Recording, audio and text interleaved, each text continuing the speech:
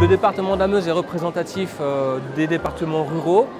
On va y retrouver des problématiques de désertification médicale, des problématiques d'accès aux soins, de personnes vieillissantes et potentiellement isolées. Et plutôt que de subir une révolution ou une évolution inéluctable, préférons être un acteur. Meuse Santé, c'est un projet d'expérimentation dans le département de la Meuse et qui vise à s'appuyer sur l'innovation numérique pour appuyer l'organisation des soins sur le territoire.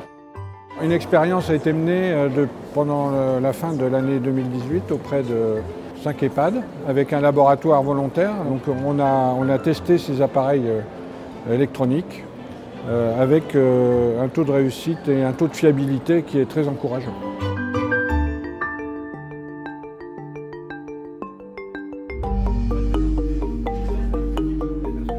Il est très intéressant de gagner du temps dans les EHPAD parce qu'aujourd'hui, les résidents que l'on accueille ont une charge de dépendance de plus en plus importante. De ce fait, d'avoir des nouvelles technologies aujourd'hui qui nous permettent de gagner du temps sur les soins techniques nous paraît aujourd'hui incontournable.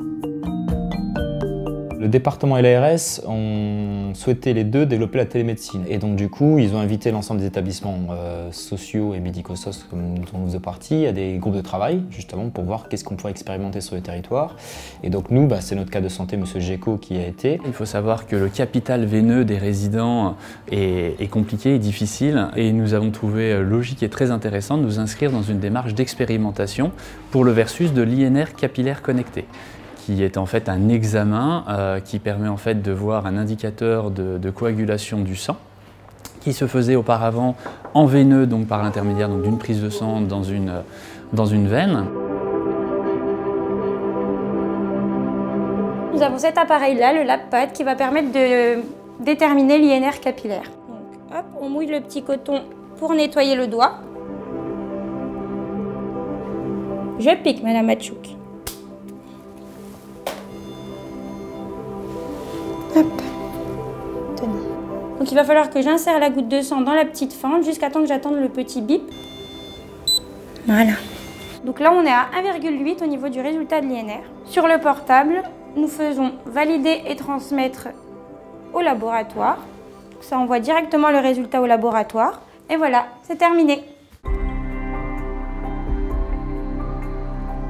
La réception du résultat, transmis par informatique de la maison de retraite à notre établissement, la validation se fait en fait par simplement une validation automate classique. Donc j'ai en visuel le nom du patient, la date, l'heure du dossier de réalisation, le traitement qui a été pris, la posologie, et puis le résultat de l'INR capillaire que je valide simplement par la validation technique classique. Le résultat est bien sûr plus rapide parce qu'il n'y a pas du tout l'étape analytique en fait, qui se ferait dans le laboratoire. Donc on a des résultats rapidement, oui, tout à fait. Pour comparer les deux soins, c'est quand même plus rapide l'INR connecté, ça c'est sûr. Par exemple, une dame qui va avoir un résultat trop élevé, beaucoup trop, on peut, vu qu'il y a un risque hémorragique, on la laisse tranquille, on prend soin plus d'elle et puis ça évite les accidents, quoi.